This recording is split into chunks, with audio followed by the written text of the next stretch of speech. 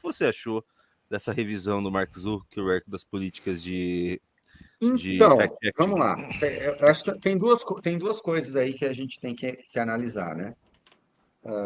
A primeira coisa é a decisão em si.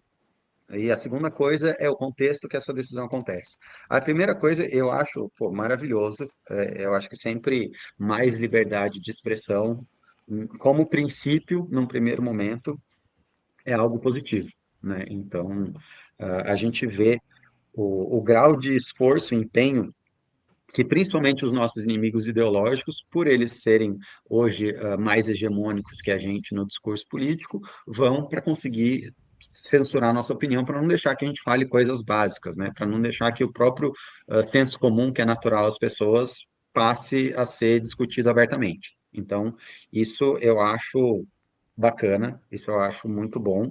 E que bom que o Mark Zuckerberg finalmente está fazendo isso, né? Porque, pô, todo mundo, eu não sei vocês, mas eu tô lá naquelas matérias da 2016, lembra, 2017, que caíram várias páginas do MBL por conta de fake news, já perdi um monte de página por censura de coisa completamente idiota e ridícula, já tomei bloqueio, enfim, já sofri muito, sofri muito na mão da Meta, né, por querer falar bobagem, ou querer publicar meme, ou querer fazer qualquer tipo de coisa assim. Então, isso eu acho muito bacana, muito bem-vindo, e a gente vê, assim, que quem está contra isso, sempre está contra isso com argumentos, tipo, ai, meu Deus, acabou o amor, né, acabou, agora as redes sociais vão ser puro ódio, e não sei o que, e não é, a gente está vendo aí, pô, eu uso bastante o Twitter, não usava mais as redes do Mark Zuckerberg, justamente por conta desse tipo de censura, talvez eu considere voltar a usar agora, eu tinha parado, falei, não, só vou usar o Twitter, porque o resto, enfim, eu só vou tomar ban, vou abrir a boca e vou tomar ban, estava só usando o Twitter, agora, quem sabe, eu volte a usar as outras redes. A segunda coisa que eu acho muito importante, e aí é um pouquinho talvez contraditória, que a gente tem que pensar, e eu tenho uma tendência com o meu chapeuzinho de alumínio, né? Não estou morando no meio do mato à toa. Então, a gente olhar por que está sendo feita essa movimentação e por que essa movimentação está sendo feita agora e quais são os eventos que estão antecedendo essa movimentação, né? Porque não é algo isolado.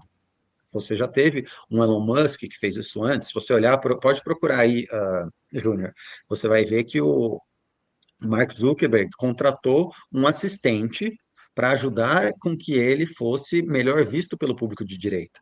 Ah, nesse a Então, gente chegou essa a decisão. reagir. Você vê isso como humano. Exato, Foi essa a gente. decisão dele de tomar sol, de começar a fazer exercício, começar a surfar, mudar a aparência, tirar aquela aparência de homem lagarto que ele tinha, né? Que ele estava assim, tipo, com aquela cara de tomando, tem aquele meme que ele toma água assim, né, naquela audiência lá do Congresso americano.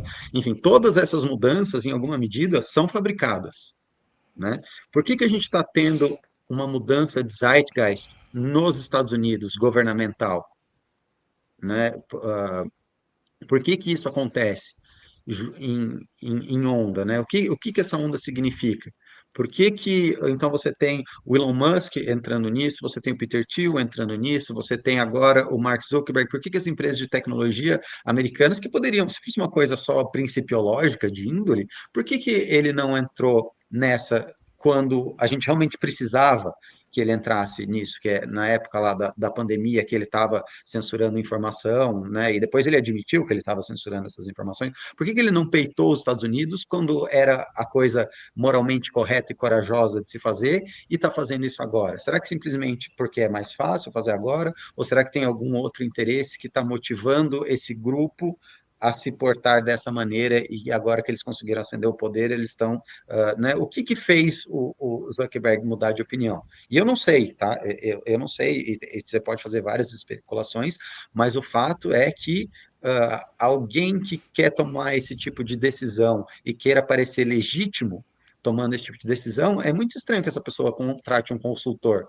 Né? Quando qualquer um de nós aqui se decidiu, falou, pô, sou de direita, a gente estava de maneira autêntica expressando a nossa opinião. A gente não falou e contratou um consultor que falou para você assim, não, você tem que malhar, você tem que defender isso, isso e isso, agora você tem que. Né?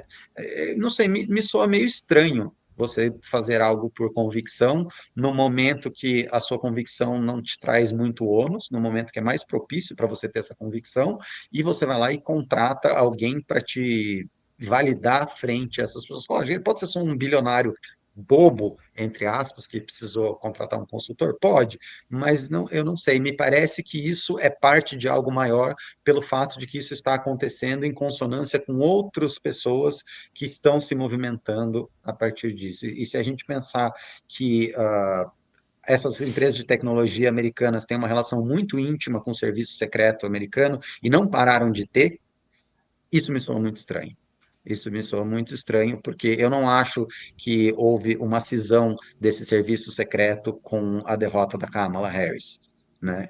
E isso continua, e essas empresas todas estão mudando de prisma político, mas eu não acho que elas pararam de ter relações com essas agências de inteligência, pelo contrário, né? E aí, quando a gente vai ver, tipo, o Trump agindo como está agindo, estressando a corda, falando que quer literalmente tomar na base da força lugares estratégicos, né, me passa o sentido de que talvez os Estados Unidos precise de legitimidade com um público que está disposto a lutar por ele, e o público de esquerda não está realmente disposto a ir lá tomar bala na cara pelos Estados Unidos, o público de direita está, mas o jeito de você conseguir convencer essas pessoas a ir lá e lutar pela hegemonia americana talvez seja via redes sociais coordenadas por bilionários com legitimidade na direita. Pode ser, pode não ser, Maravilha. não sei, mas eu acho isso de fato, apesar de estar feliz com a decisão, eu acho que isso é parte de algo maior e muito, assim, estranho. Eu ia falar Eu bem tenho, isso, a decisão é muito bem-vinda nesse momento, Pedro, mas Claro, agora, ainda mais na fala dele, que vai ser com a ajuda, na fala do Mark Zuckerberg, ele cita, né, com a ajuda do governo Trump, tá, agora sim, parece que desnudou uma coisa que até então a gente não tinha essa noção, as empresas, as Big Techs estão virando quase como estatais dos Estados Unidos. então, Essa é a elas já são, né? elas, percepção, Tem um né? cara, elas, tem um cara que eu gosto muito, você assiste, eu acho que o Renato deve conhecer ele, um cara que chama Ian Carroll, Não, você já viu esse cara não no lembro. Twitter? não Ponha vi. na sua lista aí para você seguir ele. Ele é um cara que abre bastante os quadros societários das empresas americanas, dos bancos Hum. e das empresas, e mostra, fala assim, ó, esse cara aqui é da CIA, esse cara aqui trabalhou no Pentágono, e ele vai mostrando, fala assim, e pega, abre as Wikipedias dos caras, e você vai vendo que os boards das companhias estão cheios de pessoas das agências de inteligência nos Estados Unidos, porque assim, a gente está vivendo num momento de pré-guerra, né? E empresas de tecnologia são assets militares. Assim, As- ninguém aqui se engane, Todas as ninguém empresas de aqui seja tecnologia, elas ingênuo. estão, elas já têm esse tipo de infiltração muito latente desde pouco antes do Barack Obama assumir a presidência. Já tem, Claro. tem escritórios da CIA em todas as Big Techs, se a CIA, a FBI, monitorando todo esse tipo de relação. Pode E no ser que essa board mudança. também, né? Sim, não. E no board também. Ex-membros da. Fica essa trocação mesmo. O cara sai da Exato. CIA, vai pro board, depois ele volta pra CIA. É algo absolutamente comum.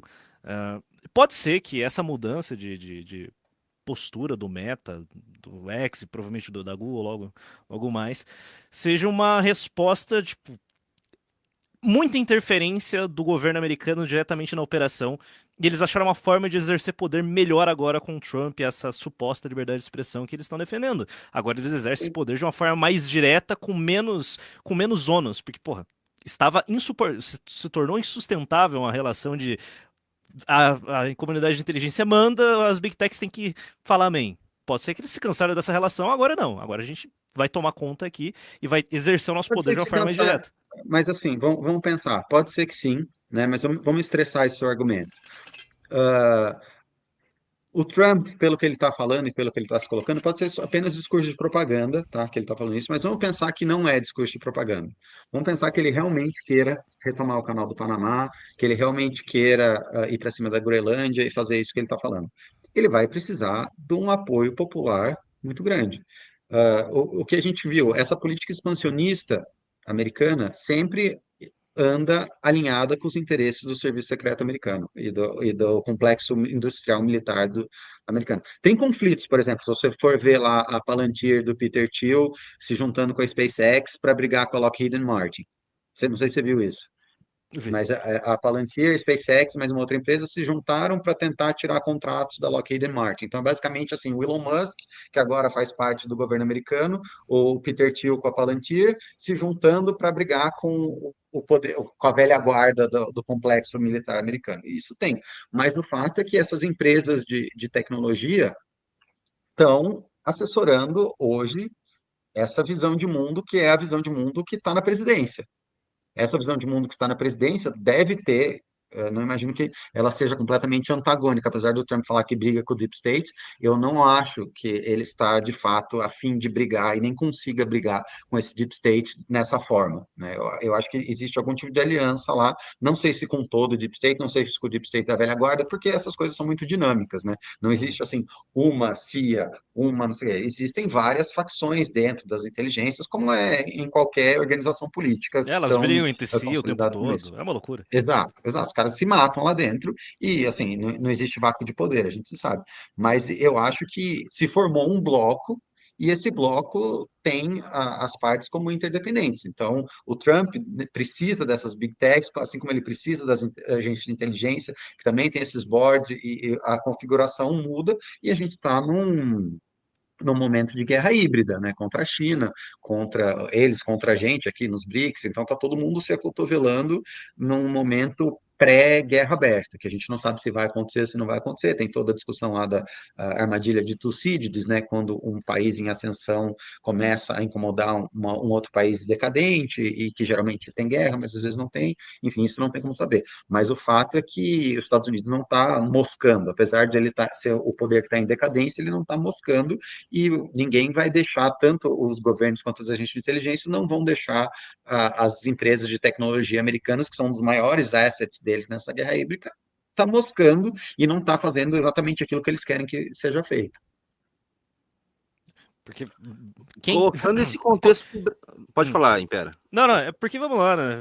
Quem que propaga um discurso expansionista gosta, não necessariamente propaga, mas gosta de um discurso expansionista, é direitismo. Então, se você abre as redes para a gente começar a propagar, vai entrar um monte de psyop de estatal para convencer o público, um monte de propaganda. O público direitista vai abraçar essa ideia, cara. Claro. É a estratégia ideal. Vamos lá, é um tipo de É um exercício transição de de poder especulação muito que a mais. gente está fazendo. Não, Sim, mas sim. só aqui viajando. É melhor, seria mais inteligente para um governo fazer esse tipo de propaganda do que, sei lá, propagandismo woke, que é um negócio que realmente não. Sabe? Claro. E é isso que você falou, é muito verdade. Assim, se você está partindo do pressuposto que os Estados Unidos precisa para garantir continue garantindo essa hegemonia, continue, como a gente falou no começo, continuar exportando a inflação para o resto do mundo, o resto do mundo tendo que ficar quieto, sendo escravizado, né? Tendo que produzir bens e serviços em trocas de dólar que não tem lastro em produção de bens e serviços, mas simplesmente só na vontade do Fed, né, que é um consórcio privado de bancos. Então, faz sentido, né, você precisar que a direita esteja lá falando, não, vamos invadir, vamos lutar, vamos ter uma coesão, porque a esquerda estava lutando contra os interesses americanos, né? Vamos ser bem... Tem um exemplo em empírico termos, disso. não em termos, e isso é bom a gente colocar que existe uma dicotomia na esquerda americana entre quem manda e quem obedece, né? Quem manda estava lutando junto com essas agências de inteligência pelo que eles entendiam que era melhor para a hegemonia americana. Mas a base de esquerda tem um discurso anti-imperialista muito forte, né? É só a gente ver como essas pessoas estão se posicionando na questão Israel-Palestina, por exemplo. Né? Isso é basicamente o discurso anti-imperialismo lá, e estava causando um problemão dentro da comunidade judaica americana, a ponto deles quererem nacionalizar o TikTok, tirar o TikTok da China, e o grande, dizendo, né, a narrativa oficial era que a China estava espionando essas informações, a narrativa extraoficial era que as pessoas mais novas, que são a maioria da base de usuários do TikTok, estavam muito anti-Israel, e por conta disso, isso não podia continuar acontecendo em solo americano, porque eles têm toda aquela relação, né, Israel e Estados Unidos, então os Estados Unidos deveria nacionalizar o TikTok, e o cara que estava sendo apontado para comprar o TikTok é um judeu que é do grupo político do Trump, que é um dos assessores do Donald Trump. Então, essas coisas são bem Eu acho interconectadas que as já. duas razões estão corretas ali, inclusive. Eu acho que eles Como não estão assim? via. Eu acho que as crianças ficando anti-Israel e es- usar o TikTok para espionar americanos, eu acho que as Ah, duas claro, versões são claro, Sim. porque muito corretas. são assets, Mas as redes sociais são assets militares hoje, né? Infelizmente. A gente gostaria que fosse simplesmente a nossa ágora moderna, onde a gente pode debater ideias e expor nossos pontos de vista, é isso, mas infelizmente não é só isso, né? Tem uma contraparte aí muito sinistra que a gente, infelizmente ou felizmente, acaba ignorando para conseguir dormir e acordar todo dia e não ficar maluco.